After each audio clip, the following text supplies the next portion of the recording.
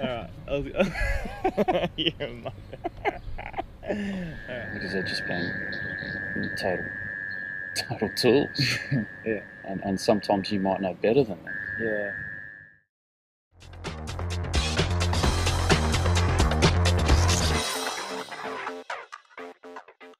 G'day, I'm Jason and welcome back to episode 16, where this week we have Steve, the plumber from WA, who works as a tubie, back for part 2 of his interview. Last week Steve was a little quiet, though I can assure you he was only just warming up, as this week he dives headfirst into some controversial topics. He also loves to have a laugh, though the insight into Fifo that he gives with his answers is brilliant. Here's Steve. Apart from the common things like your toothbrush and underwear, what's the one thing you never leave home without when you come to work? To camp.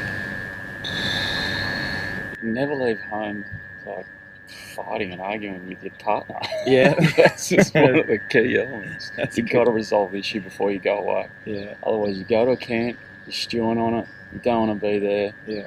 You know, everyone around you starts pissing you off. Yeah. And you get negative before you've even stepped foot on site. And then you've got everyone else's negativity. And you just try to deal with it. And it's too hard. Good one. Always resolve an issue at home, if you can. Fifo's hard on everyone. Yeah. You know. Always the other partner as well. It's just as hard on them. Yeah. You know. What's your best tool or activity to Tool? help? My best tool.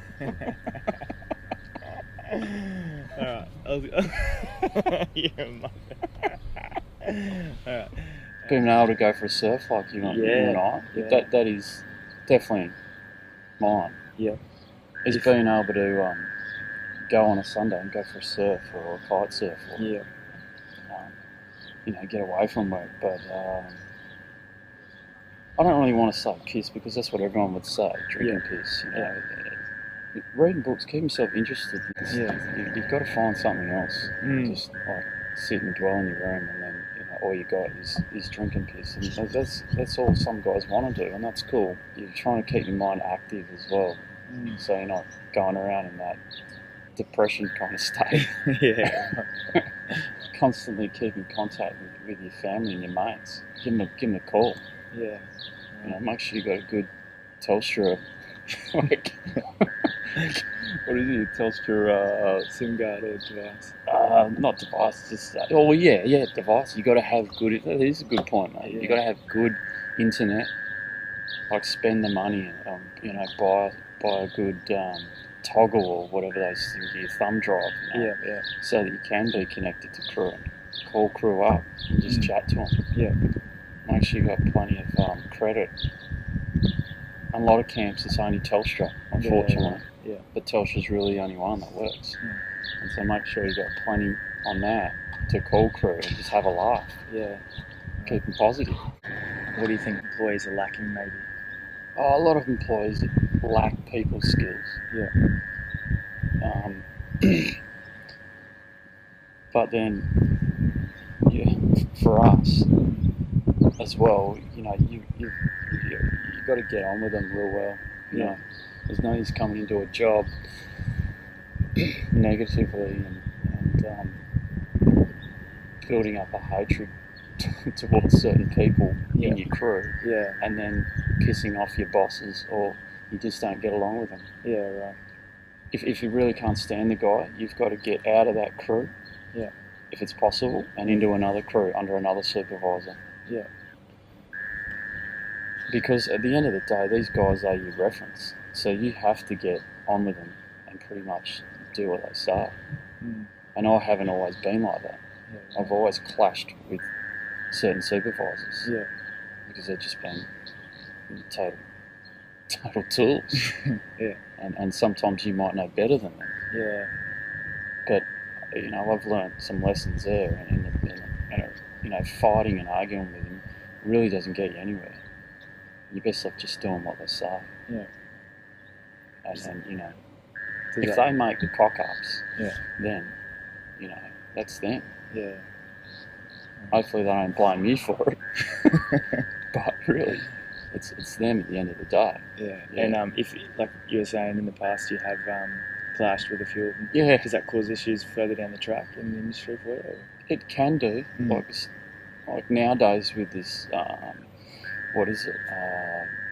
In WA they got I'm trying to think of it, ERMS, you know, where they've got all your stuff on a database and your information and anything that you've done really bad could go against you.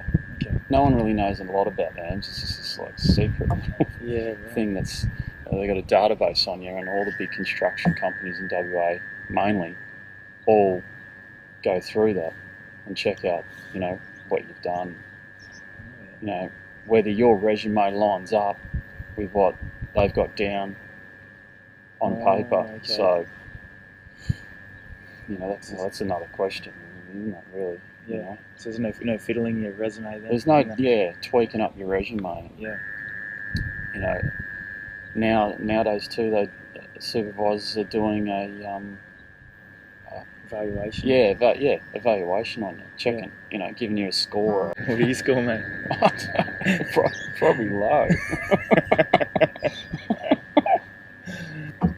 But I'm not phased. Like, you know, you can't have these hang-ups of like, oh, you know, I've got to get on to the next job. No, I don't really care if I do or not. You know, if it's meant to be, it's meant to be. Yeah. And other guys are probably more, you know, like pushing forward to get that. Yeah, right. And that's cool. Everybody's different. Is there any ways that these like big companies like could improve things or do something different to make your time better? They could, but I know they won't. Yeah. I mean, look at Barrow, for instance. You know, they want to keep this, you know, pristine environment there, and not have it disturbed yet. What's the harm in people going for a swim or going for a surf on the island and you know, enjoying it as well, as not just working on it. Yeah. Yeah, they've cleared massive land to build what they want, but they don't want the human footprint, so to speak. Yeah.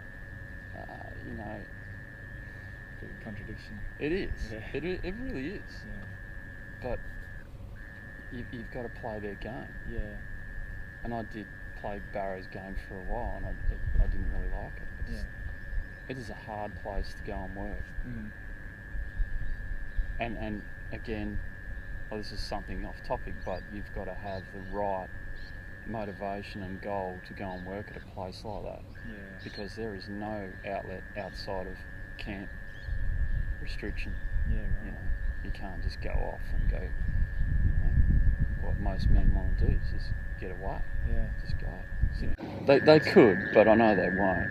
Yeah. I mean, look at, for instance, you know, they want to keep this, you know, pristine environment there, and not have it disturbed yet.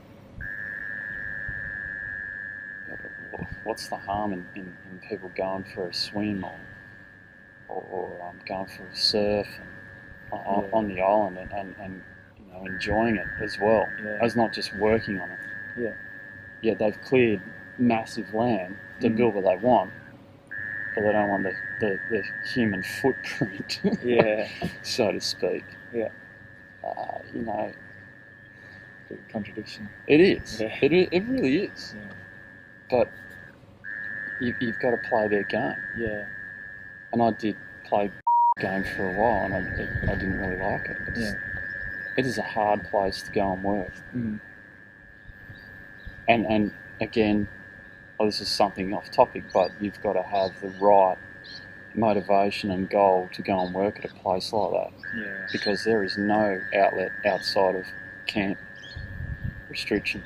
Yeah, right. You know, you can't just go off and go, you know, what most men want to do is just get away. Yeah. Just go, sit in a car and drive around the other side of the island and have a look. Yeah. No. They've restricted it that much that you can't make it around the other island because you can only do 40 k's an hour. Or you might hit something. So, you know, they're right after looking after the environment, and that's all. I'm all for it. Yeah. You know? So they could lift their game there and you know, supervise people going down the beach for a swim. Yeah. Or sitting on the beach, you know. But you know, in your civvies, not in your work clothes. People don't want to go on the beach in their work clothes with boots on and fluoros. You know, and let them go. There is surf there. Let them go for a surf. Yeah. Yeah. You know? Do you think there's a reason why they don't let guys? Yeah, there's always a reason, you know. Yeah. They're afraid of someone getting hurt and it'll ruin their statistics. I Yeah. probably shouldn't say that. But it's exactly what everyone says. Yeah. You know, they want to keep their LTI statistics down. And they don't want anything else. Yeah. So as soon as one person hurts himself, then they cut that off. Bam, cut it off. We don't want that. Yeah. You know, and that's just so boring Yeah. for everyone. Yeah. There's always like one guy usually ruins it for everybody. Yeah. It used to take a while, but now it's just instant. Yeah. Right, we'll stop doing that. Right, we're not going to use, you know, knives anymore. Or how are we supposed to cut things? I don't know. Use a plastic butter knife. Thanks for watching. Next week we have Steve back for part 3 and the final part of his interview. Don't forget to leave any comments, feedback, suggestions in the comments box below. Share, like and subscribe. Here's a preview. See you next week. I'd hate it. I'd rather die in the ocean. It's a sensitive subject, isn't it? Yeah.